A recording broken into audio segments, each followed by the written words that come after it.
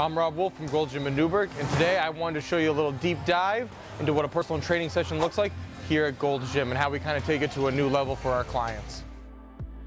The client that I worked with today, she's a speech pathologist for children. She had a couple issues with her hips, some pain with her low back, and she wanted to overall feel better, get a little bit healthier, and get stronger as well. So today the workout was mainly focusing around the lower body, strengthening her hips, also allowing her to gain more flexibility within her hamstrings, and that was what we were focusing on today. All right, just scan in for me. Awesome. All right, let's go this way. So, how are we feeling today? Good. Anything sore, tight, and different? No, I got a massage on Saturday. Ooh, where'd you get the massage at? Pineapple nice spot. Ooh, very nice. In the beginning of the training session, we do a little greet, say hi, catch up, see how the past week was, see if we have any pains, any limitations, any sort of things that might be nagging us throughout the week that we need to address going before we start the training session. And then, after we kind of get the chit chat out of the way, we go right into our warm-up. The next phase of the workout, we already have our workouts programmed ahead of time for our clients, so that when they come in, they're ready to go. There's no waiting. There's no kind of looking around to see what we need to do for them. We have it already structured out, formatted for what they need to do for that session. For the first part of the workout, we go into the warm-up. For today's warm-up, we started off with walkouts so we can get a little length of the hamstring. We also did some over and back with some bands to help open up the chest so that if we get into any squatting patterns or deadlifting patterns, the chest isn't going to be limiting us. The next phase of our session, we got into our first movement, which was box squats.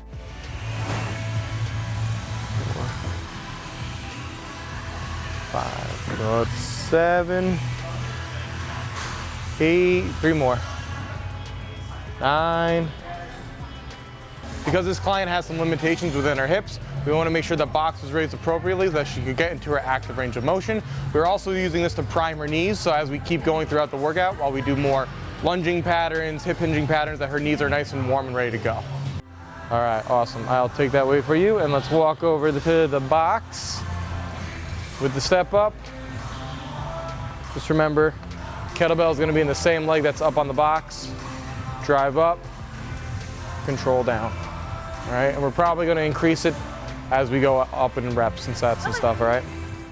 The next part of the workout, we went to a high box step up. Again, because she has limitations within her hips, we want to make sure that we're raising the box to a higher level so she can really activate those hip flexors to strengthen them.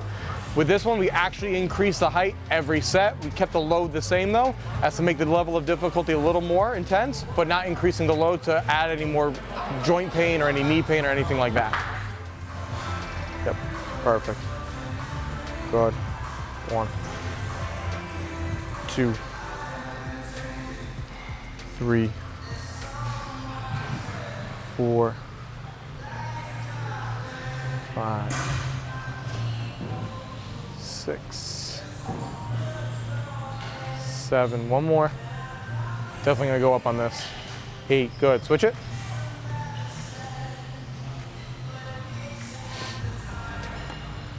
And 5, perfect. Switch. It's gonna sound so great when I go switch on camera. The next part of the workout, little unorthodox backwards walking lunge with a cable. The idea of this one is to sit low, activate the quads and keep tension on the quads so that when we get to our quad movements, our quads are nice and warmed and ready to go. All right, sit into that squat.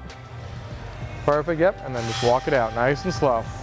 Good, smaller steps, little smaller steps. There it is. Good, go till it bottoms out, and then walk it back in. Good, just like that. Good, then back out. Good. Walk it back a little slower on the way back, all right? You're good on this way. Take it a little slower on the way back. Yep, there it is. Good, sit into the squat. Our next exercise, we went into some split squats. Again, working on the quads, also trying to get a little glute activation in there as well. We kept her back foot raised a little bit because she doesn't have the best balance right now. We still want to make it a little more challenging than just being on the floor, so we raise that up just a little bit by putting 2 plates on the floor. Driving the knee down to the ground, coming up. Got it. All right. Drive it down and up. A little more quad work just for you. Joy. Joyous, right? Yep. Now just switch the dumbbell. Yep, there you go. So that the working leg that's in front is going to be where the dumbbell is. Yep, and come on up. 1, good. Drive that knee down. 2, 3. Yep, good. 1, 2. Really focus on keeping that heel down, that front foot. Yep, good. There it is. 3, 4, 5. Good. 6. Good. 2 more. 7. Last one. Whoop. Good. And then the last part of the workout, we went into the RDL.